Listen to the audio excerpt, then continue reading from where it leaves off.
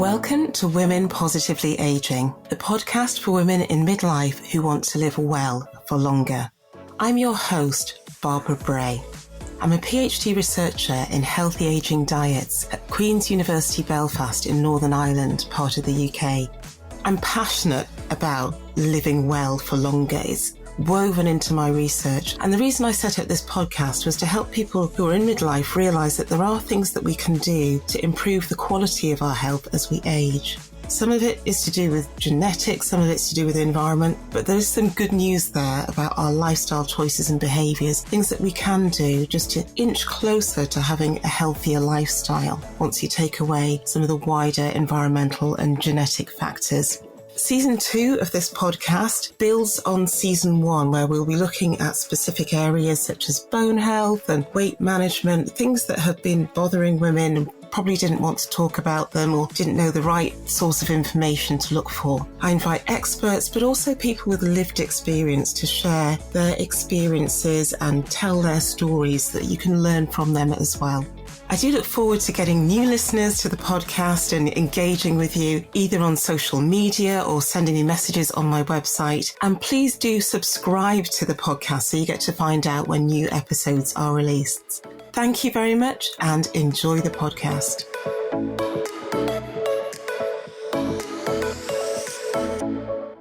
Welcome to this episode of Women Positively Aging, where we're talking about bone health. As we age from midlife, we lose muscle mass and our bone strength gradually declines. Keeping our bone health for as long as possible is important to prevent us from becoming frail. And what does bone health mean? It's about keeping your bones healthy for life so that you can live well for longer. Good bone health can prevent fractures and the health consequences of this, for example, pain, disability, loss of independence and poor quality of life. How do we maintain good bone health as we age? Is it possible for us to reduce the risk of damage and fractures? To answer these questions and share advice and experiences, I've invited Tanya and Aliya Porter. Tanya is a freelance Associate Nutritionist specialising in science communication and bone health and is a volunteer with the Royal Osteoporosis Society.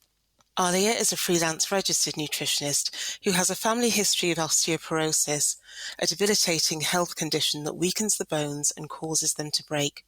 Aliya works with clients of all ages to improve their nutrition without breaking the bank or chaining them to the kitchen. Welcome to the show, Tanya and Aliya. Hiya. Hello, lovely to be here. Great to have you here. And Tanya, we've been looking forward to recording this for a while. I've been following you, stalking you on social media and reading your helpful tips on bone health. And the listeners to this show are typically around 40 years old and over. So my question to you is, are we still in good time to help our bone health? The quick answer is yes, which is good news for everybody that's listening, because prevention is really important and throughout life this can be done. But if we are over 40, there's some things that we should be focusing on to make sure that our bone health can be maintained through the rest of our life. So for women, importantly, women tend to have smaller bones than men. And this change happens around puberty. And so because of this, and also because of the menopause, like bone loss happens quickly, especially around the age of 50, when the protective effects of estrogen can be lost with the start of the menopause. Additionally, women tend to live longer than men. And so because of that, they're more likely to live with lower bone strength, which comes with age. So it's not some great news, but there is something that we can do about it. Thanks for that, Tanya. And Aliya, just coming to you now, what can you tell us about the onset of osteoporosis in your mother's case and your grandmother? It's actually my grandmother and great-grandmother I discovered fairly recently. And great-grandmother. Yeah, it wasn't talked about my great-grandma until I asked my mum recently about this. So in my great-grandma's case, the first sign of osteoporosis was that she fell hanging curtains at the age of 80. So she was an active woman. This was in the early 1960s. And the doctor said it wasn't the fall that caused the break in her femur. It was actually the break that caused the fall. So her bones were obviously quite fragile. In my grandma's case, she was actually hit by a motorbike as a younger adult, so she always had issues with her back. So we're not entirely sure what the first sort of symptoms were, but she did fall and break her hip. And my mum, she was more proactive in terms of she knew about her family history and in terms of getting support. So the first indication was a DEXA scan when she went through early menopause in her early 40s.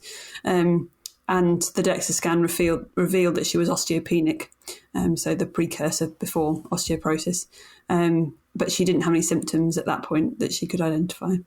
Gosh, so that's quite a story, isn't it? Going from one generation to the next, to the next, to the next. But it's good that your mother at least had the opportunity to do something proactive about it. So thanks for sharing that story. We will come back to you with a few more questions about your family history. And Tanya, what I'd like to hear from you about is really a bit more about the changes that we might notice as we age. So if you think back to what Aliya has just been talking about, her grandma, literally, it was the break that caused the fall. We don't really want to get to that point where we suddenly identify that there's an issue. Is there anything that we can look out for, or anything that we can do beforehand? Yeah, sure. But just going back to what Aliya said as well, it's usually when people do have osteoporosis, the first symptom they have is the first break, which is painful and it's shocking at the same time. But early signs and symptoms can be things like aches and pains. You could have a lot of back pains. You could be a loss of height. So that could be a curved back as well. And that's known as kyphosis. So if you look out for these symptoms, loss of height, curved back pain, you can go to your doctors and you can talk to them about it and tell them your symptoms. That's great. So at least those are some key things that we start to notice. And in fact, we do notice that people shrink as they get older. So is there a key difference between that and what you were saying with the curved back and the loss of height there? Or is it actually the same thing? It can be the same thing, because I think as a good example as well, like with my mum, when she's getting, well, she is quite old now. I know it sounds terrible. She's going to be honest. My mum will kill me. My mum is an older lady now, and as you get older, you do lose height. And I think one of the things that does happen with osteoporosis, and I've heard from a lot of people in my group, is you think that aches and pains and these bodily changes, they are part of aging, which they are, but there's a difference in the pain and the severity of the symptoms and the way you feel within yourself. Because a lot of the time, and people in the group have mentioned this as well, they sense that something's not right, that this pain isn't going away. They feel very uncomfortable, like all the time. They've been taking painkillers, nothing's helping. And in those cases, it's important to go to your doctors, tell them about your symptoms, and also tell them about family history. So if you do feel like you have symptoms of osteoporosis or osteopenia as well, which is precursor to osteoporosis, it's a good idea to go to your doctors. So if you do go to your doctors, tell them your symptoms, and then hopefully they'll be able to refer you for a DEXA scan. So this will be a scan where they will measure the density of your bones, and from there you'll get a T-score, which will let you know the strength of your bones based on which will be compared to a young adult of about 20 years old. So from there, with your T-score, you'll have a diagnosis, and then you could be referred to the fracture liaison service, which is a service with specialised nurses where they will support you, especially with any fractures or fracture prevention in particular, throughout the time that you're with them. But unfortunately, with the fracture liaison service, there isn't 100% coverage in the UK. So depending upon where you live, that service may or may not be available. But if it isn't available, you can always call the Royal Osteoporosis Nurses Helpline. Like they're really great, they're very friendly, and extremely knowledgeable. And any kind of question, you don't have to have osteoporosis to call them. You don't even have to have a problem. Any kind of question you have, they'll take their time, listen to you and answer you. That's really helpful advice. And we do have listeners to this podcast who are outside of the UK. So just to be clear that what we're talking about now is currently applicable to the UK. So in terms of the Royal Osteoporosis Society, it's good to know that they have a number you can call and you can get expert help, which in some cases could be crucial if you haven't been able to get that support from your local healthcare practitioner. So, Aliya, let's go back to you and your family. Can you tell us a bit more about the treatment that your ancestors, your long family tree, have all had? Yeah, so my poor great-grandma didn't have any treatment. In those days, if you broke a bone, you were told to rest, which is what we know now not great advice. So she was an incredibly active woman. I mean, hanging curtains at the age of 80, as you can kind of tell, she was very active. But after the fall, she never walked again. Which was just really tragic for her, that kind of loss of being able to do anything, and tragic for her family as well, both in terms of caring and also being able to do things for her family and with her family. And she actually lived till she was 92, so she still had a long life ahead of her, but just not able to walk. So that was not good. And then my grandma had better treatment, although still not great.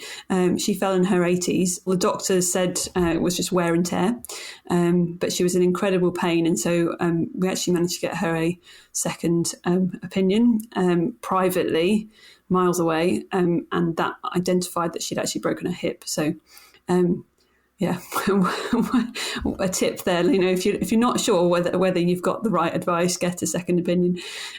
She was put on alendronic acid, which is a treatment for osteoporosis, and she lost a lot of height, and eventually had both hips replaced. She was still fairly active, but she was very stooped, and that classic symptom that Tanya mentioned. And she died at 92 as well, so had a good long life.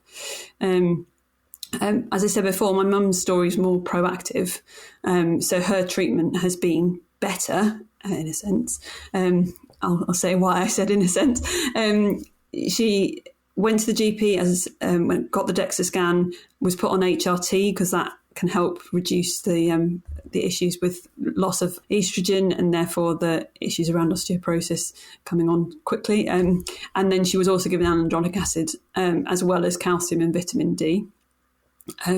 She was told to get a DEXA scan every 2 years, but she was also told that she had to book it herself. So not like regular kind of, treatments where you're called in every 2 years. She was told she had to do it by herself. So she was good at doing that, but that was under one trust, and another trust she moved because she moved house. She was then told it had to be every 5 years, not every 2.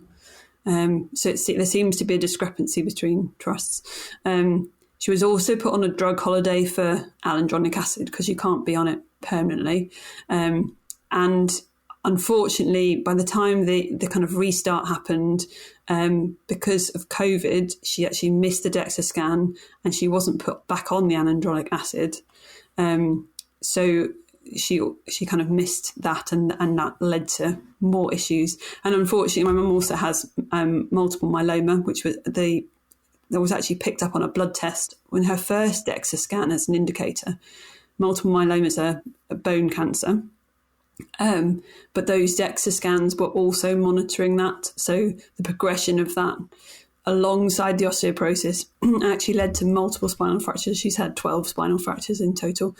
So she's had chiroplasty as well, which is a kind of rebuilding of the bones, sort of cementing in the spine, basically. Just sounds crazy, but as well as the chemo. So there's a kind of overlap between the osteoporosis treatment and the multiple myeloma treatment. Gosh, that really is a difficult story to listen to because, it's hard to watch a parent getting older as it is, but to see them going through all of that when some of it could possibly be prevented, it's... And so fast as well. The deterioration was very fast. Oh, was it? So just through from the pandemic to now, it's almost been accelerated then. Yeah. Oh gosh, that's difficult. And how do you feel then? Because obviously you've seen it go from generation to generation. What impact is that having on you? So it's made me panic a bit, to be honest, especially when I found out my great-grandma had it too. I'm in a slightly different position because I knew about, my mum knew about osteoporosis prevention when I was a child. So we were always told we needed to drink our milk. So I think my peak bone mass was probably better than my grandma and my mum. So the point kind of my bones got to their most dense as my peak bone mass. And then because I'm a nutritionist, I try and practice what I preach. So doing exercise, weight-bearing exercise, not smoking, not drinking to excess, not having too much salt, making sure I've got my calcium in there. Those are all things that I've been doing. So I feel like in terms of what I can do, I've done as much as I can do. I have lost height though. And so I'm in the process of trying to find out whether I can get a DEXA scan. But when I've previously been to the GP about it, they've just told me I'm too young. So I'm pushing for that. And I've had some very, like Tanya mentioned, the nurses at the Royal Osteoporosis Society, I've had some good advice from them. And that's given me some confidence to keep pushing. But yeah, it seems to be an illness that you do have to really push to get treatment. Gosh, that is difficult. And I wish you well with managing that because obviously, like you said, you're trying to do the best that you can. But I'm just going to go back to Tanya because Aliya talked about some interesting things there, not just about getting the early diagnosis and treatment, but also about her diet. So if you have got a family history, how much help is that? And for people who haven't got a family history, what really is the difference in risk factor by managing your diet? What impact would that have? For both, I would say whether you have a family history or you don't, like exercise and diet has an important role to play in building your bone strength because it's approximately 60 to 80% of your risk of osteoporosis is down to genetics. Then the rest, which is like 20 to 40%, is down to lifestyle factors, nutrition, like Aliya mentioned, good diet, calcium, etc., those kinds of things. So you can, those are the things that you can control because I think I was talking the other day to somebody about it and I was saying it's like there's a lot of things you can't control, like genetics, it's already there, it's already done. But the things that you can, like your diet and your lifestyle, your exercise, that's something you can do something about. So like Aliya said, you want to think about your diet, you want to think about your exercise. So when we talk about diet, we're talking about eating lots of fruit and veg, like at least 5 a day, eating different coloured fruit and veg as well, eat the rainbow. When you're eating your calcium, like you want to have at least like 3 portions of calcium a day. So that could be like a glass of milk, a portion of cheese and your yogurt if you like. Reducing salt, like Aliya said, really important because people who eat a lot of salt, we know you lose more calcium in their urine. Limiting fizzy drinks. If you need supplements, especially vitamin D is very important because that can help with calcium absorption. So a vitamin D supplement is really good all year round. Can I just interrupt you on that one? Yeah, so sure. Is it a vitamin D combined with calcium? Do you have to take the two together to make it more effective? No, not necessarily. What is recommended, or what I've been reading as well from the Royal Osteoporosis Society, is they recommend that you take 10 micrograms a day because that's the recommended amount for adults in the UK. So taking that along with the recommended calcium a day, which I think is 700 milligrams a day for adults, that should be enough. But if you do have osteoporosis, again, you'd have to get advice from your practitioner, but it's recommended 1,000 milligrams a day. So it depends, but at least aim for, I think the least you should try and take is 400. If you're finding it difficult to get it in your diet, you're better off getting some rather than none. But like you say, it's getting guidance from your practitioner. And then on the exercise kind of things, because obviously different types of exercise are going to be relevant. So what's the advice for exercise as you age? Exercise, I will say it depends upon as well, like what can you do, what you're able to do, what you're comfortable doing, what do you have time to do? Because Aliya mentioned it as well about resistance exercise and weight bearing exercises. So these will be types of exercise where you're using your body weight and you can feel a push and a pull. So it could be something as simple as like lifting weights, carrying heavy shopping bags, or it could be something like squats. So there's quite a few different things you can do. And then different types of exercises can help you in different ways. So you have exercises that will keep you steady. So that's exercises that are focused on balance and muscle strength. So these could be just simple things like standing on your tiptoes, balancing on one leg, yoga, those kinds, where you have to like hold positions and, and its core muscle strength is really important. Great balance will, help prevent falls in the future. So that has a really important role. And then you'll have exercises which will help you become strong. So exercises like this, which will be weight bearing exercises, this will help increase your muscle intensity. So strong muscles, strong bones, because they both work together. So we're talking about, again, like things like weights, things like jumping, things like skipping, things like if you're having trouble, like if you have had osteoporotic fractures or you're worried about that, you could do even like walking. Walking is a good basic place to start. It's like low impact. And then another thing we mentioned before as well about the losing height and curved back kyphosis. Another type of exercise you can do is try to keep your body straight. Like posture is really important. So straight exercises that help keep you straight. So that would be exercises which help with back and muscle strength. And this will help improve your posture and help reduce your back pain. So again, this can be things like yoga, swimming, Pilates, those kinds of like more gentle exercises. And, even yourself, like just thinking like when you're sitting about your posture and lifting up like pulling yourself up from the top. Just that in itself, like avoiding rounded shoulders, can just help with your back and your posture and the comfort and reducing pain. That's really important, because on a day-to-day basis, you're never really thinking that your posture is saving you from further issues as you age. And by the time you do age and got the issues, it's too late to go backwards, isn't it? I think that's what we're hearing from all of these comments today. So I think we've learned quite a bit in this short space of time. I feel like I've been washed with information. So just to recap then, so we've talked about the ways that we can identify that we might have a problem. So it could either be through family history, or it could just be through how we feel within our bodies. So generally midlife is when we're likely to start feeling some of those issues, as we, from mid-30s onwards. So we need to keep an eye out and listen to our bodies for any changes and feel any changes and think about what you need to do about them, rather than think, oh, that's just part of aging. Don't be complacent. It's about taking action and making sure you keep a note of what's happening so you can explain it well to your healthcare practitioner and say, this is what I'm experiencing, and give them the information they need to be able to make the right, or give you the right advice. And depending on where you live, decide whether you're going to get those scans and the follow-up service that you need. Then in terms of what you can do as an individual, that's again the diet and exercise. So making sure you incorporate as many different things in your diet. So it's a wide and varied diet that's got all the fruits and vegetables, but also making sure sources of calcium, but making sure particularly that's the vitamin D supplement in there as well. That goes for everybody, regardless of whether you're worried about bone health or not. But in the UK, we're not able to get access to enough sunlight.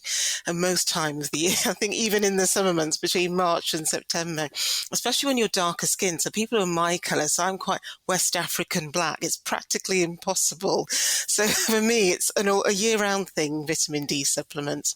And I think especially for my community, it's easy to forget that's just one more thing, but it makes a huge difference. The last time I went to get my vitamin D measured, the practice nurse was so excited. She said, oh, you got the highest vitamin D level I've seen all year. And I felt so proud. So it does work. Taking a vitamin D tablet, it does work. And then the resistance exercises. And I know from having my own bone problems that sometimes it's hard to go for long walks and do the types of exercises that you need to do, especially when you're more prone to injury. But we do know that the resistance bearing exercise helps. So I was going to say round the room, but there are only two people to go round the room too.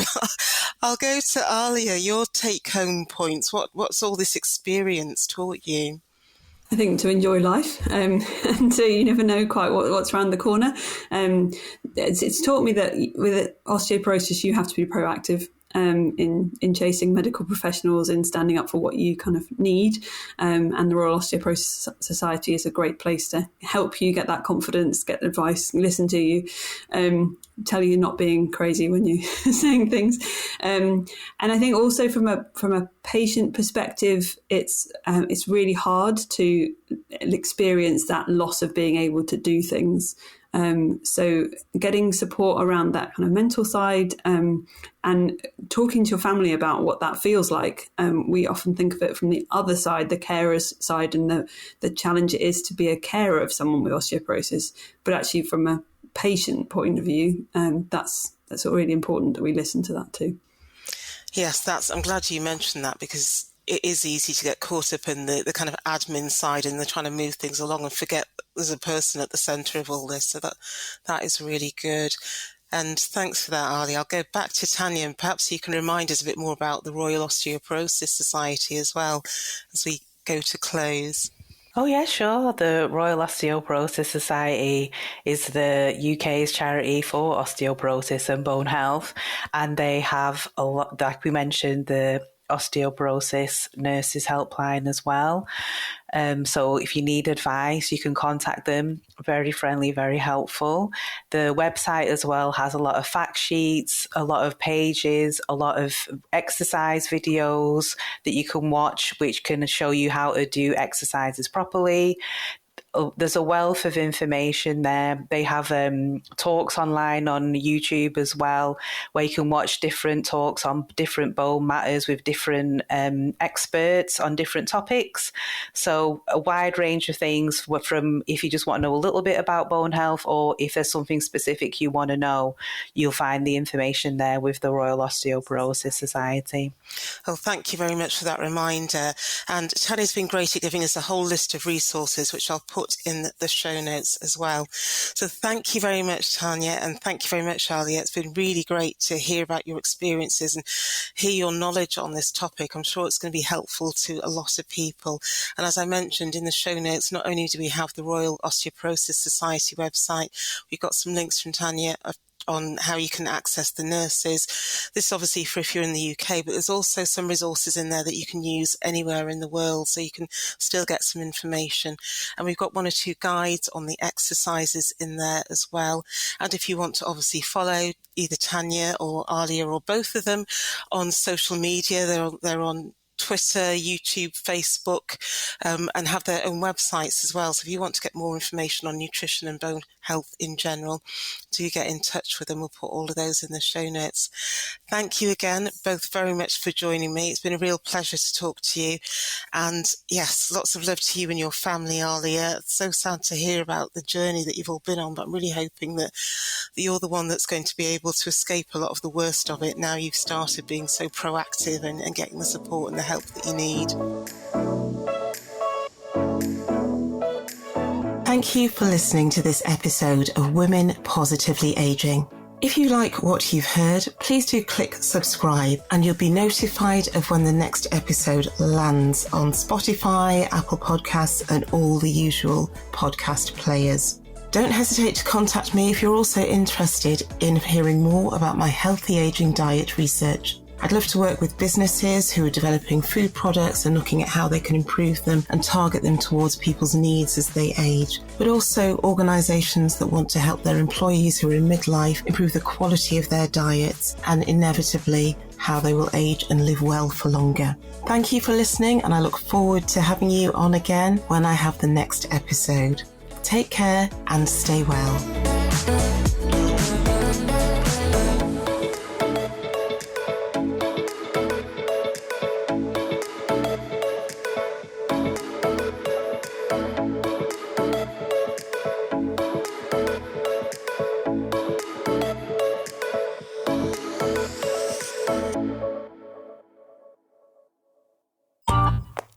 This has been a Monkey Pants Productions podcast.